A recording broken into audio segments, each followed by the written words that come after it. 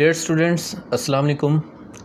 अभी तक हमने आपको पढ़ाया था कि कैसे अमेरिका को अफ़गानिस्तान में शिकस्त हुई और उसके बाद वो वहाँ से चला गया।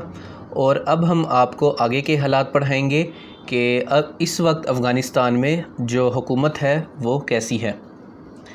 तो यहाँ तक हमने आपको पढ़ा दिया था कि अमेरिका अफ़गानिस्तान से निकल चुका है एपिसोड नंबर 5 तक। और आज एपिसोड नंबर 6 में हम पढ़ेंगे न्यू अफ़गान तालिबान गवर्नमेंट के बारे में, और हम आपको बताएंगे कि जो उनकी काबीना है उसके अंदर कौन कौन से लोग मौजूद हैं और वो किस किस पोस्ट पर काम कर रहे हैं। तो ये आप यहाँ पर ग्लोब में पाकिस्तान के हमसाए में और ईरान के हमसाए में अफ़गानिस्तान को देख सकते हैं। और तालिबान ने यहाँ का जो इंतज़ाम है वो मुकम्मल तौर पर संभाल लिया है। तो सबसे पहले हमारे पास हैं मोहम्मद हसन आखुंद। ये रहबानी शूरा के भी यानी कि जो पावरफुल मेंबर हैं उसमें शामिल थे, और लीडरशिप काउंसिल भी आप उसको कह सकते हैं। और इन्होंने लॉन्ग टाइम हेड के तौर पर भी काम किया है, पावरफुल डिसीजन मेकिंग बॉडी के तौर पर। और ये पहले फॉरेन मिनिस्टर थे तालिबान गवर्नमेंट के 1996 से लेकर 2001 तक। हमने आपको ये भी पढ़ाया था कि जो कि सोवियत यूनियन के बाद तालिबान की हुकूमत बनी थी 1996 में। गालबन हमने आपको एपिसोड नंबर 4 में वो पढ़ाया था। तो ये उस वक्त वहाँ पर तालिबान गवर्नमेंट के अंदर फॉरेन मिनिस्टर थे। तो उसके बाद हमारे पास हैं मुल्ला अब्दुल गनी ब्रदर मतलब ब्रदर से है, भाई से है। तो ये मुल्ला उमर के बहुत ही ख़ास दोस्त हैं। ये पाकिस्तान में कैद भी रहे हैं 2010 से लेकर 2018 तक। 8 साल ये पाकिस्तान के अंदर कैद रहे हैं, और उसके बाद फिर इनको रिहा कर दिया गया था अमेरिका के दबाव पर ही, क्योंकि इन्होंने फिर टॉक करनी थी, पीस टॉक करनी थी अमेरिका के साथ। तो बाद में ये रिहा हुए, और उसके बाद फिर इन्होंने दोहा में ज़ल्म खलीलज़ाद के साथ टॉक्स की थी, पीस टॉक्स की थी, जिसके अंदर ये तय पाया था कि किस तरह से जो अमेरिका है वो अफ़गानिस्तान से निकल जाएगा, और वो कौन कौन सी बातें होंगी जिनके ऊपर दोनों जो फ्रीकैन हैं वो रज़ामंद होंगे। तो ये 1996 से 2001 तक डिप्टी डिफेंस मिनिस्टर रहे हैं, और इस वक्त ये हैं एक्टिंग डिप्टी प्राइम मिनिस्टर। इस वक्त ये प्राइम मिनिस्टर के तौर पर काम करें, डिप्टी प्राइम मिनिस्टर के तौर पर।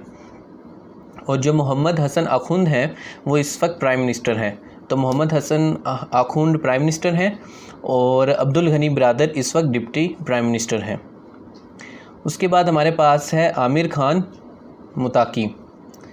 ये मिनिस्टर हैं कल्चर के, इंफॉर्मेशन के, और इस वक्त ये फॉरेन मिनिस्टर हैं। जब इनकी पहली हुकूमत थी 1996 से 2001 तक, तो उस वक्त ये मिनिस्टर थे कल्चर के, इंफॉर्मेशन के, और इस वक्त ये फॉरेन मिनिस्टर के तौर पर अपने जो खिदमात हैं वो सरअंजाम दे रहे हैं।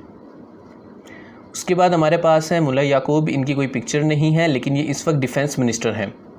ये मुल्ला उमर के बेटे हैं। मुल्ला उमर वो जो कि 1996 में हेड थे, अफ़गानिस्तान के प्रेसिडेंट थे, और वही उस वक्त प्रेसिडेंट थे जब 2001 में अमेरिका ने अफ़गानिस्तान पर हमला किया था। तो ये उस जो थे मुल्ला उमर, उनके बेटे हैं। मुल्ला उमर ने ही तालिबान को वसीयत दी थी कि चाहे जो कुछ भी हो जाए पाकिस्तान को नुकसान ना पहुंचाना, पाकिस्तान के साथ भाइयों वाला सलूक करना, वरना में भी हालात कुछ और हो सकते थे। उसके बाद हमारे पास हैं सिराजुद्दीन हक्कानी। ये मोस्ट वांटेड भी रहे हैं, और अलकायदा के साथ इनके ताल्लुकात की वजह से ये अमेरिका में मोस्ट वांटेड बंदे थे, और ये हक्कानी नेटवर्क के साथ भी इनका जो ताने बाने हैं वो जोड़े चाहते हैं। तो इस वक्त ये हैं इंटीरियर मिनिस्टर, यानी कि वज़ीर दाखिला। तो ये उनकी गवर्नमेंट थी जो कि आपको बताई गई है। इसके अलावा अभी हाल ही में मेजर आमिर रिटायर्ड ने डॉक्टर शाहिद मसूद को उनके प्रोग्राम में इंटरव्यू देते हुए बताया है कि खित्ते की इस वक्त क्या सूरत हाल हो सकती है। तो मैं मुख्तसर एक दो मिनट में या 5 मिनट में बताऊँगा।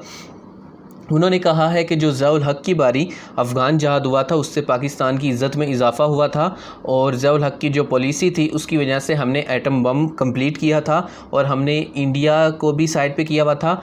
रूस अफ़गानिस्तान मिलकर पाकिस्तान के टुकड़े करना चाहता था ताकि वो छोटी छोटी रियासतों में बढ़ जाए और फिर यहाँ से गर्म पानी की तरफ चले जाए, और उसके बाद जो उनका नेक्स्ट स्टॉप होना था वो ये खलीजी रियासतें होनी थी और ये मिडल ईस्ट के ममालिक होने थे।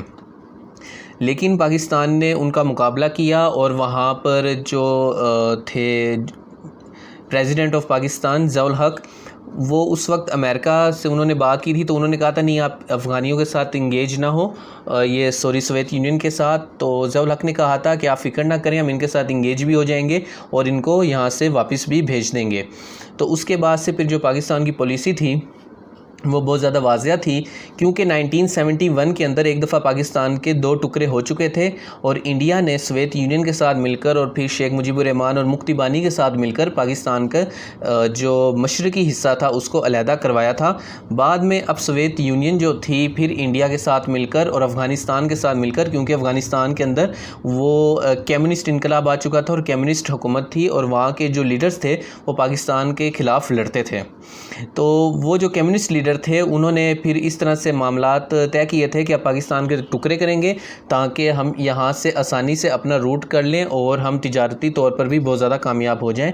तो इसके बदले में जो ज़ियाउल हक़ थे उन्होंने वहाँ पर स्टैंड लिया था, लेकिन मुशर्रफ जो थे वो इमरान खान ने कहा था, वो अमेरिका ने कहा मुशर्रफ को बैठ जाओ, तो वो लेट गया। तो इस तरह के मामलात थे। इसके अलावा उन्होंने बहुत सारे इंकशाफात किए थे डॉक्टर शाहिद मसूद के प्रोग्राम में, आप वो देख सकते हैं। तो मेजर आमिर जो हैं वो उनको कंट्रोवर्शियल शख्सियत भी बताया जाता है, लेकिन जो उनकी बातें हैं वो मौजूदा हालात के ऊपर इस वक्त बिल्कुल एग्जैक्ट बैठ रही हैं कि तालिबान 2 साल के अंदर अंदर या 5 साल के अंदर मैक्सिमम अमेरिका से जीत जाते, उनको 20 साल ना लगते अगर पाकिस्तान उस वक्त उनको सपोर्ट कर रहा होता। तो ये भी बात उन्होंने प्रोग्राम में कही थी। तो इसके अलावा जो prime minister of Pakistan Imran Khan, उनका जो मौक़िफ़ है इस मामले में बहुत ज़्यादा वाज़िया है कि वो कहते हैं कि अफ़गानिस्तान में अमन इस बात की गारंटी देगा कि जो बेल्ट एंड रोड इनिशिएटिव है वो और सी पैक उसको वो और ज़्यादा स्ट्रॉन्ग करता है।